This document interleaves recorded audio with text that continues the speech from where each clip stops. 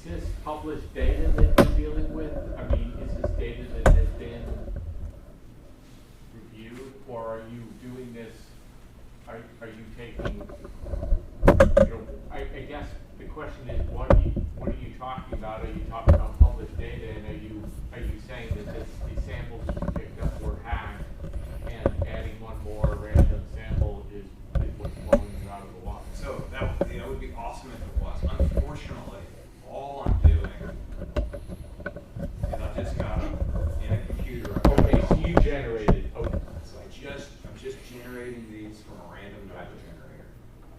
Although it'd be really fun to like have some smoking guns. And Yeah. say, look at these guys. Trollmaker. Stat police, get on. Anyways, that'll be for the next talk. Okay, we've got what we expect when we just did the raw t-tests on 1,000 randomly generated samples. Okay, this is when I'm not just adding the extra data to the nice close p-values, but like all the ones, even the ones where the p-value would be like 0.9. I'm adding an extra sample to that.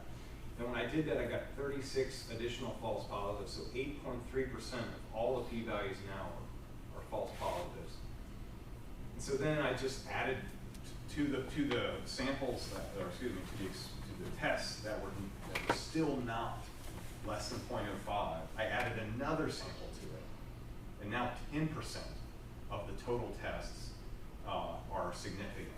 And it just turns out that the more random values we add, the higher the percentage of false positives we get. So the moral of the story is, don't just add samples until you get a good p-value. This increases your chance of reporting a false positive. Unfortunately, I don't have a smoking gun to demonstrate this in action, but you can imagine it. Okay, moving on. Now that we've imagined it. Okay, instead, you should do a power calculation before you do the experiment to determine how many samples you need to do. By the way, just a little pause. There's lots of ways to p-hack. This is just one of them. It's a common one that I see all the time because people in labs are always tempted when they get a p-value that's close but no cigar. They're always like, I really just want to run the experiment one more time, and I know I'm going to get it. Anyways, but there are other types. I'm only going to talk about this one today, and so just know that there's more out there. Question? Is there, and I'm sure this is because this question comes from my lack of stats knowledge, but at least from a computer science perspective, I think about what you're saying, and I can't grapple the intuition behind this. Like, these are random samples, right, or randomly generated numbers, Yeah. right? And you're going to get a p-value less than 0.05 a certain percent of the time. Should be less than 5% of the time. So what's the intuition or rationale behind the fact that, the fact that you get 1,001 samples, the 1,002nd, 3rd, and 4th, you're going to get far higher than a 5% likelihood. Yeah. It defies reason. Let me clarify. Okay. Let me clarify. I took 1,000 pairs of samples. Yeah. Okay? And I did the t-tests on those 1,000 pairs, and I got 1,000 p-values from them. Of those, 5.3% were false positives, and that's great. That's exactly what we want. Of the remaining 900 and something, I didn't add additional samples to that list. What I did is to those I added one measurement each. So I've got two groups that I'm comparing, A and B, and they started off with 3 measurements each, and then I added a one, so now it's 4 measurements each. So I added 1 to each, okay, and then I redid the statistical test. And if the original p-value was close to 0.05, adding one more value, one random value, there was a high chance that it would fall on, if this guy's on this side, this means over here, and this means on here, there's a high chance you're going to get another value kind of close to here and close to here. And that's enough to give you a small p-value. So kind of back to your picture of the two different distributions. You're pulling really out of 2 different distributions. No, just one. But let me show you. Let me go back.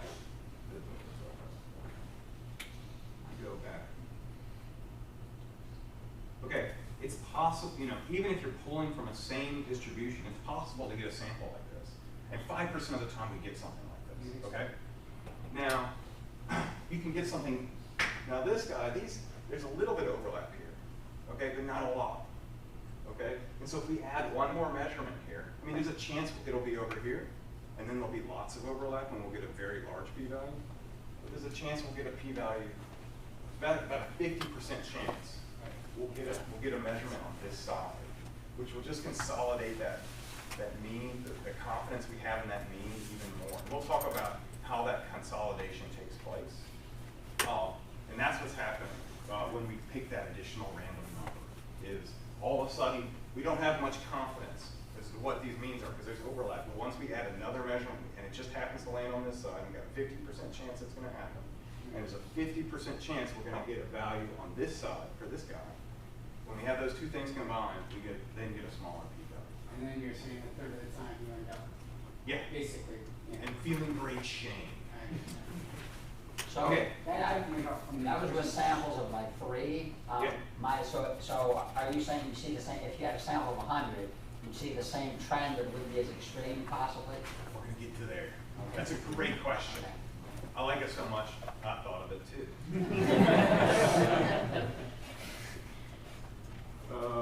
Moving on. Blah, blah, blah. Okay. And now we're going to talk about power calculations, and this is a way to kind of prevent this one specific type of p-hack. Like I said, there's other types of p-hacking out there to be aware of, but we're going to talk about power calculations and what you can do. Okay. And if you didn't do a power calculation before you do your experiment, you can use the data that you just generated to do one. So it's like a win-win situation. Okay, so what is a power calculation? Okay, it's a way to determine in advance how many samples you need in order to correctly get a small p-value. Emphasis on the correctly, right? That's what we're trying to do. We don't want to futz with the system. Okay. So before I get into the nitty-gritty details of what power is and how to do power calculations, let's get a general sense of the concepts. Okay, here are 2 normal distributions. Imagine this one represents the weights of mice on a diet, and this represents the weights of mice not on a diet. It's pretty easy to see the difference between these 2 groups. With relatively small samples from each group, n equals 3. So these little circles, and I'm going to do this throughout, these little circles represent sort of measurements taken from these populations, right? Okay. So there's a high probability that a t-test would correctly give us a small p-value, right? A t-test would, from these samples, a t-test would go, yeah, these are different, and I'm going to give you a small p-value. Okay. If the diet wasn't that good, the 2 distributions might have a lot of overlap. Okay, with the same relatively low sample size, there's a lower probability that a t-test will correctly give us a small p-value. These are 2 different populations, right? But the t-test can't separate them because they're close enough together that just a few measurements doesn't give us enough confidence that we know what we're talking about. Okay, so power equals the probability a test will correctly give you a small p-value. I'm going to repeat that probably like 20 times during this talk. I was just reviewing the slides and I'm like, I just keep showing this. But when I was growing up, my dad always said the best way to learn something was to repeat it. So I hope by the end of this night I can tell you what power is. Anyways, when there's lots of separation between the 2 distributions, you've got high power. You've got a high probability you're going to correctly get a small p-value. When the 2 distributions have lots of overlap, there's a low probability, with the same sample size, there's a lower probability that you're going to get a small p-value than you should, so you have less power. Okay, 4 things affect power. We just talked about the effect size. Now we're going to talk about variation in the data. Okay, in this example, the effect size is relatively small, but so is the variation in the distributions. Because the variation in the distributions is small, there's a high probability that our samples will also have low variation. And that translates to a relatively high probability we will correctly get a small p-value, right? Even though the effect size isn't massive, because there's so little variation, our samples are still distinct. You know, we've got one cluster on the left and one cluster on the right. In contrast, here are distributions with lots of variations.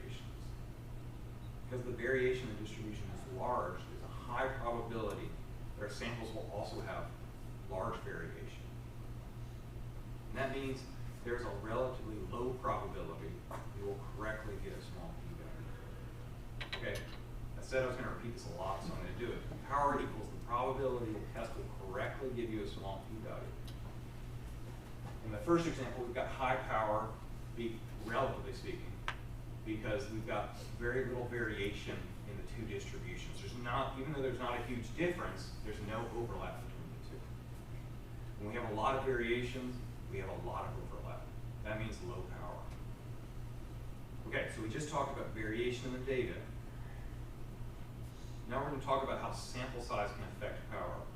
A large sample size can compensate for a small effect and high variation. This is that 101 sample size thing you were asking about earlier. Okay, so to keep things simple, we're just going to work with a t-test for now. T-test compare means. I'm sure you guys all knew this. And means are estimated from the samples. Okay, so let's take a look at how sample size can affect these estimates. Specifically, let's take a look at how sample size affects our confidence in these estimates. If the sample size was set to 1, then we would only weigh a single mouse to estimate the mean. So this is the mouse we weighed, and this is the mean estimated from that one measurement. If we did the experiment again, we would weigh another mouse and have another estimate for the mean. And most of the time, our estimated means would be in this range. But sometimes the estimates would be way, way off. Okay, to see how much variation there is in the estimates, I plotted a histogram of 1,000 random samples from a normal distribution centered on 0. Nope, this histogram looks squashed compared to the distribution above because the y-axes are on different scales. Okay, because a fair number of estimated means were pretty far from the true mean. The true mean is here. This distribution is centered on 0. But we were getting, means way out here and means way out here. I mean, we still had some in the middle, but we had a bunch on the edges. As a result, we can't have a lot of confidence in the mean, our estimated mean, when we have such a small sample size. Now let's see what happens when the sample size is set to 2. Okay, this time, the mean is estimated by the average of 2 values. So here's the second sample, here's the third sample, and notice that the occasional wonky point doesn't pull the estimated mean too far away from the true mean. The true mean, again, is right in the middle. And when we just had one sample, we would have calculated a mean all the way out here. But because we're using an average, the mean isn't pulled so far out. Does the selection process, when you use a computer and do random numbers, affect this process that you're dealing with in your original presentation of one extra sample? When you've got a true population and you take group 1 and group 2, you pull group 1 you pull 3 from the group, and then you pull 3 more, but they're not in the 3 that you pulled, and that is affecting the population you can pull from the second selection, right? Whereas with a random number, you can get the same number again. So you're creating. Always got that infinite pool. Yeah. So is that part of this effect? Probably not. Okay. Okay, so here's a histogram of 1,000 means where the sample size is 1 And here's what the histogram when n equals 2. And you can see that we've got more of the estimated means closer to the true mean, which is right in the middle, okay? In other words, there's a higher probability that the estimated mean is close to the true mean. That means we can have a little bit more confidence in these estimates than we could in the one where we just had sample size of 1. The higher probability we have, excuse me, that's what I was just saying, the more confidence we can have in our estimate. Here's what n equals 5 looks like. As we increase the sample size, more and more estimated means are closer to the true mean. Again, the larger the sample size, the higher the probability we have a good estimate. So when the effect size is massive, we don't need to have a lot of confidence in the accuracy of the estimated mean in order to correctly detect a difference. Even with a small sample size, we have a high probability of getting a small p-value. And remember, power is the probability we will correctly get a small p-value. Okay, but when the effect size is small, we need to have a lot of confidence in the accuracy of the estimated mean in order to correctly detect a difference. Okay, so what I did is, so up top we've got 2 distributions, a black and a red one, right? And blue represent, in the histogram, the blue represent means calculated from samples taken from the black distribution, and the red represents means calculated from the samples taken from the red distribution. Make sense? Okay. So here are histograms of means calculated with the sample size set to 3.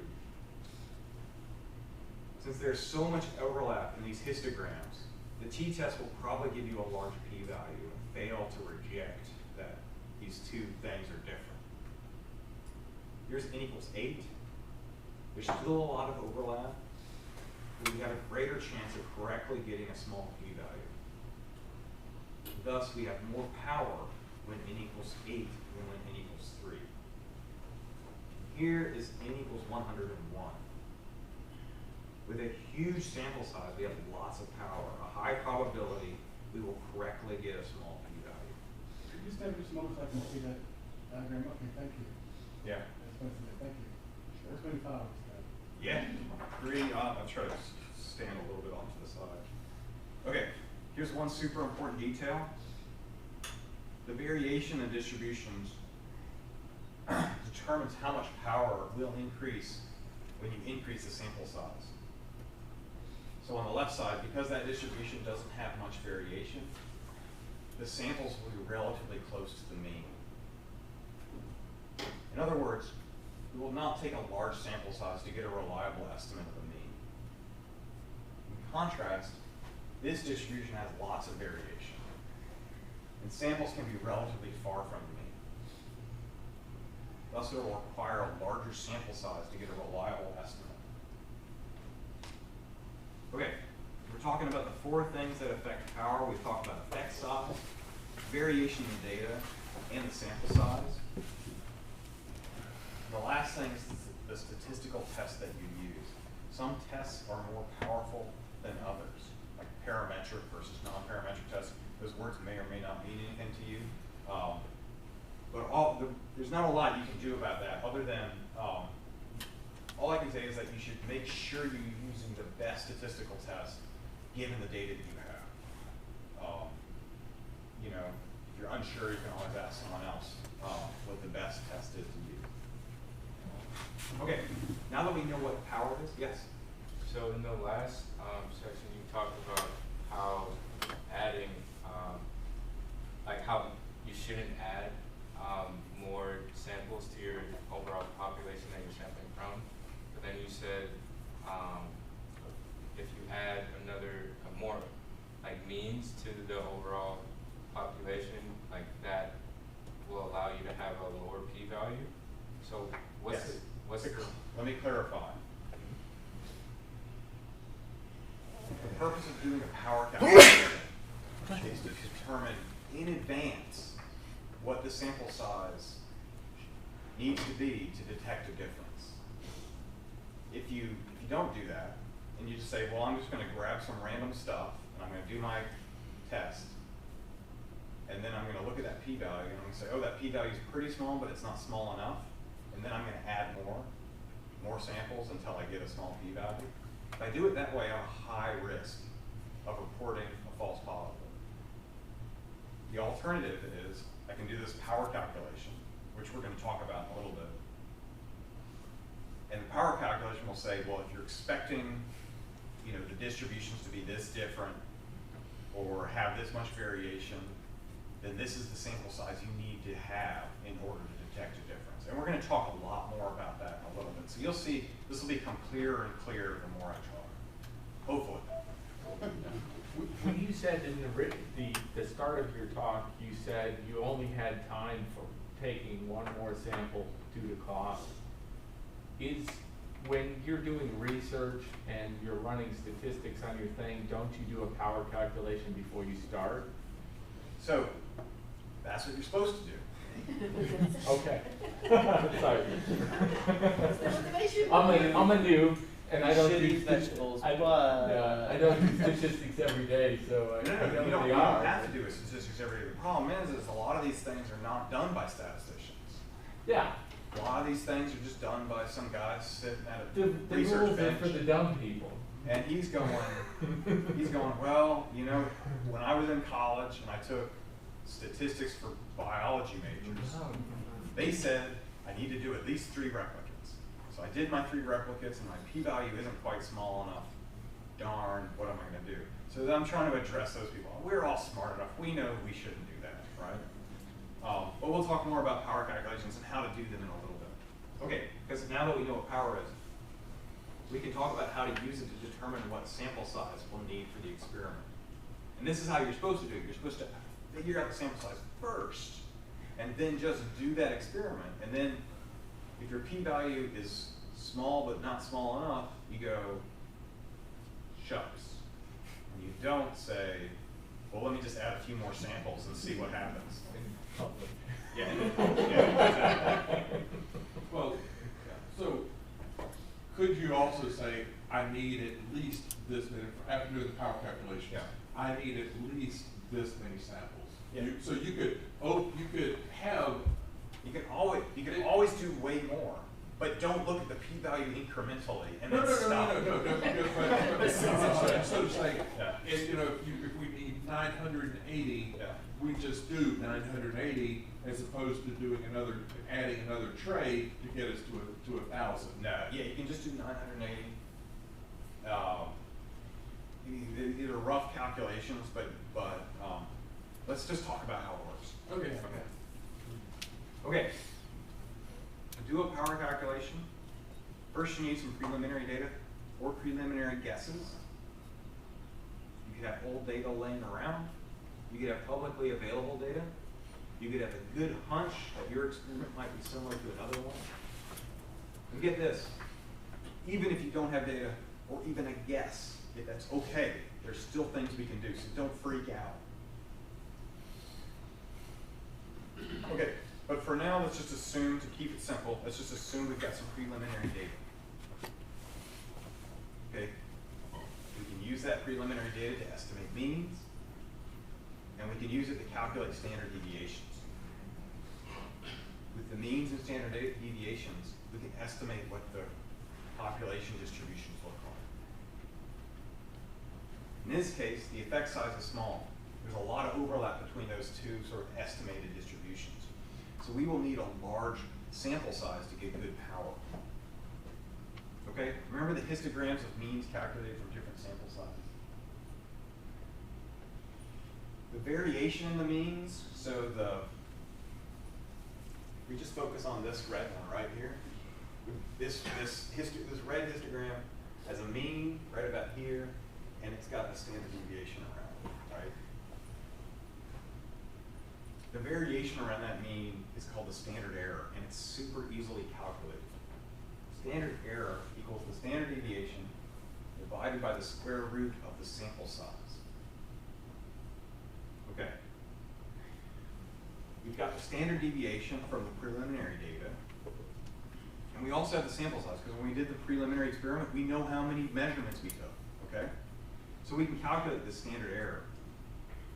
And the sample size, the fact that it's down here confirms that what we see over there in those histograms, the larger this number is, the smaller this whole thing gets, right? So the standard error is the variation in these histogram distributions. So when the N is really big, we can see that the variation gets small, okay?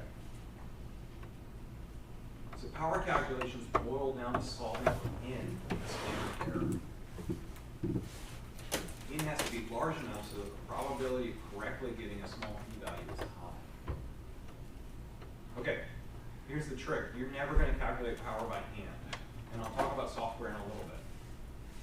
So I'm not going to focus on the details of how we solve for N.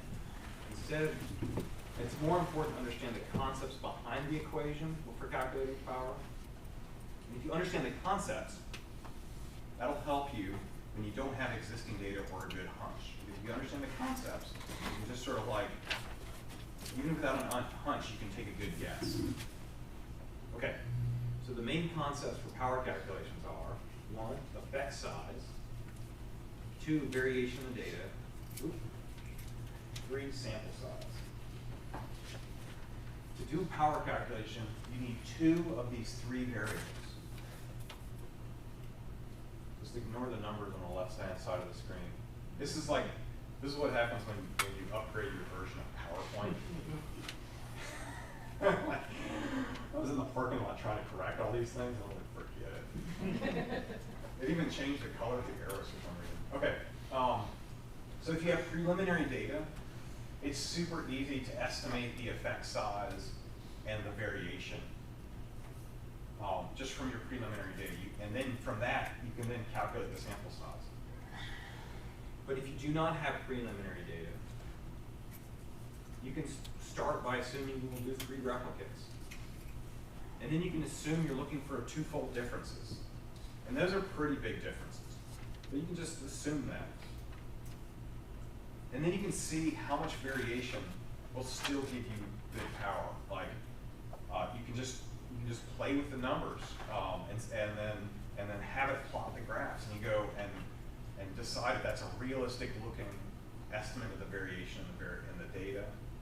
And if it doesn't look realistic, it looks a little too tight for you, then you can widen it and then increase the sample size to compensate for the width, the additional width of the distributions. Okay, how to do a power calculation. There's nice websites and programs to calculate N or the effect size or variation for you. I found this website. This is a little bit old, by the way, so don't just do a little power calculation website. The G-Power thing, I think, is still available, and the PWR, is that how you pronounce it? Anyways, that's still available too, in R. And there's also some experiment-specific power calculators out there. I work with a lot of people that do high-throughput sequencing, and there are high-throughput sequencing specific power calculating programs out there. So, so whatever you're doing, whatever the test you're using, there may be a specific tool for it, so it's worth looking. Okay, so we're back to our scenario. It's late at night, grants due tomorrow. You finished, or someone who does experiments, who did a batch of experiments, and you did the stats, and the p-value was close to 0.05. We said, ugh to us. You have time to run one more replica. What do? We all know the answer at this point. The answer is, you use your results as preliminary data to do a proper calculation, and then in that grant that you're writing, you're trying to get done, you say the p-value is suggestive, because it's kind of small. And then you say that your power calculation gives you the sample size for the next experiment, so you better fund us. So that's how you do it. Okay, and this is my website. I do videos all the time. I've been on a machine learning kick for a long time. I'm about to dive back deep in statistics because I love statistics. I crank out about 2 videos a month. I've got about 90 on this website. Some are very basic. What's a histogram? What's a normal curve? Some are very complicated. Is StatQuest your YouTube channel? If you Google StatQuest, you will find me. Okay, I hope. Wouldn't that be tragic? You should find me. I think that the channel might be like StatQuest with Josh Starmer or something like that. There's my name, Josh Starmer and StatQuest. Lots of videos covering all kinds of topics. Some are specific to the people I work with, this high throughput sequencing. If you're interested in that, great.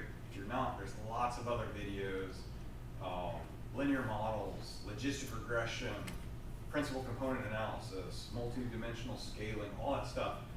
Just sort of walk through step by step. I take a piece of data and we just transform it with the equation, so you get to watch the whole process one step at a time. And the idea is often to focus on the main ideas, but occasionally we dive deep into the math and the algorithms, and we just go through that one step at a time. And it's all super fun, I think. And they all start with silly songs. So there you go. Thank you very much. If we've got more questions, I'll be happy to answer them.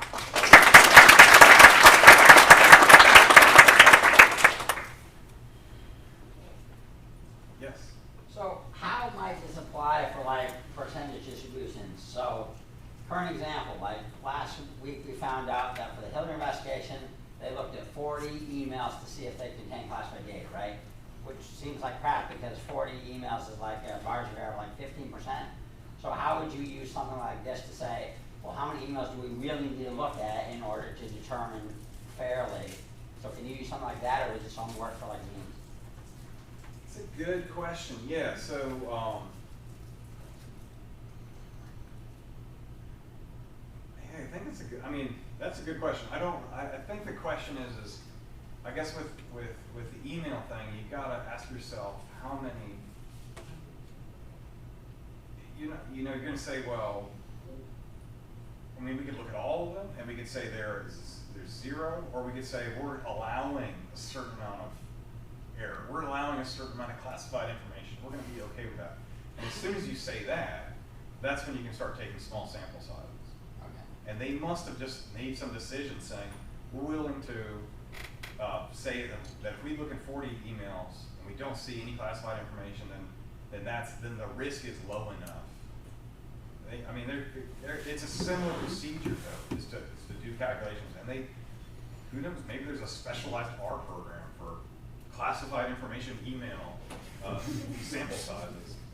But that's what they were doing in that thing. They weren't trying to eliminate the possibility that there's classified information. They're just trying to say the rate of classified information per email is low enough that we're not going to worry about it. Yeah.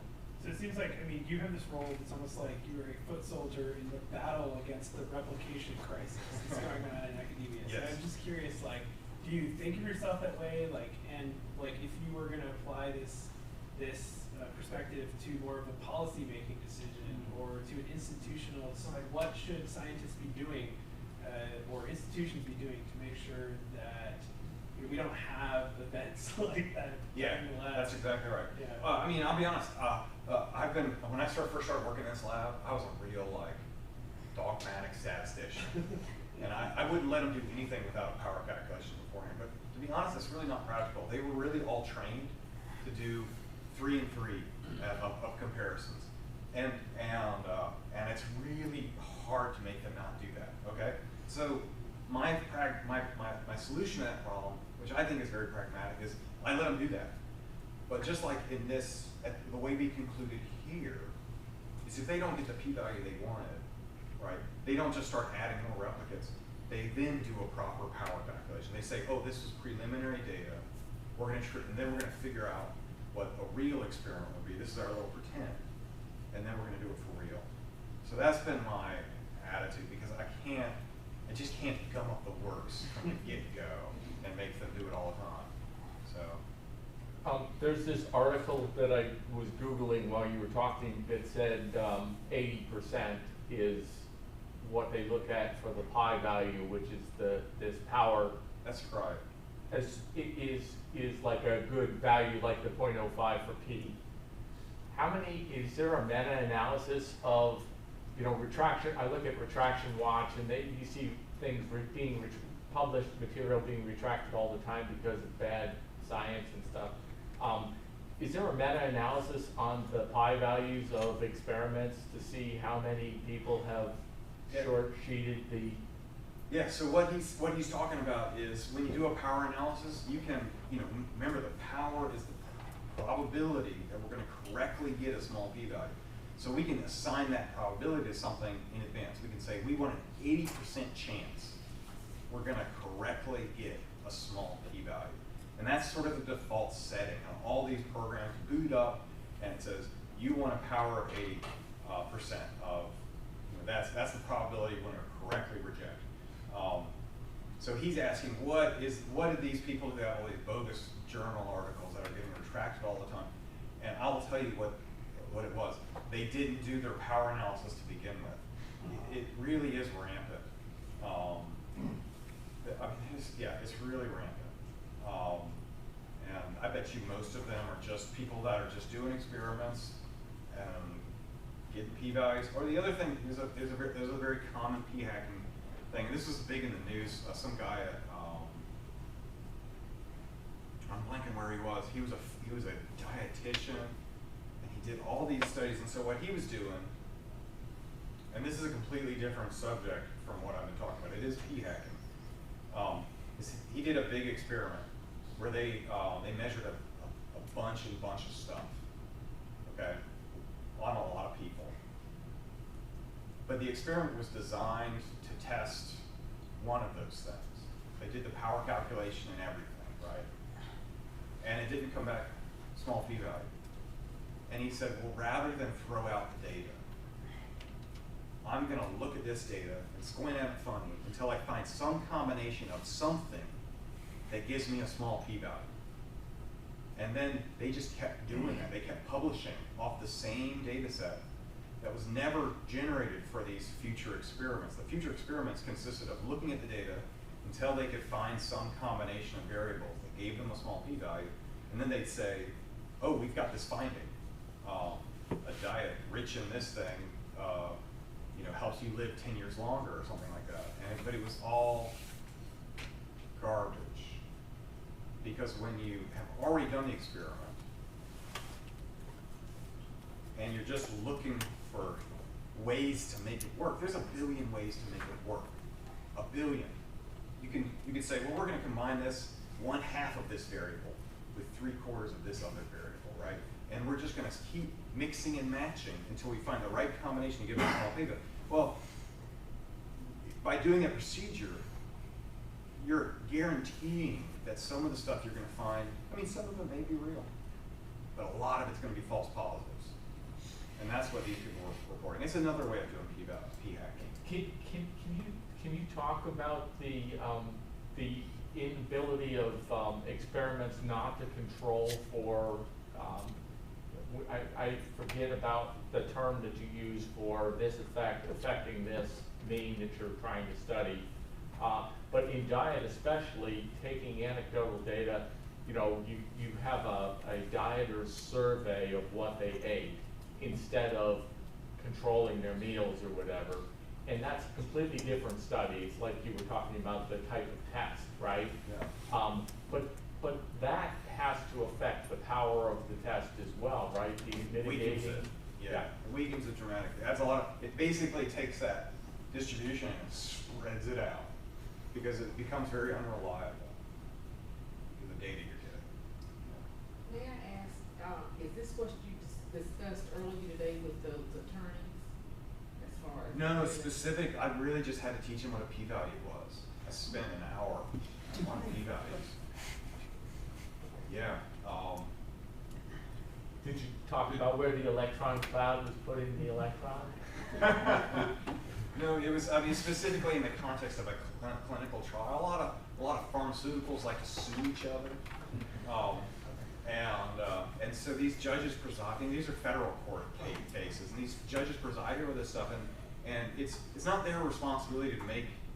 There's a jury and things like that, so it's not their decision to make. It's not their responsibility to make a decision, but it is their responsibility to make sure that the data is valid.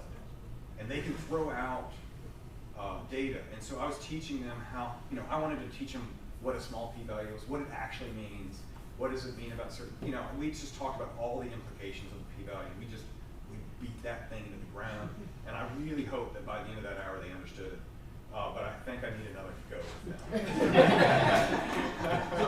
So, do you interchange the term p-hacking and torturing p-values interchangeably, or are they in your mind separate?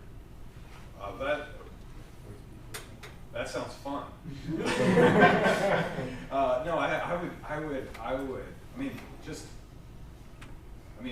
don't know if they're the same or not. They sound very similar to me. If someone said, "Hey, let's talk about some p-torturing in order to get what we want," then I would say, yeah, exactly. Yeah. We have ways of making it small. Yeah, sure. I mean, that sounds reasonable to me in terms of like a no-no. Is there, what's your definition of p-torturing? Well,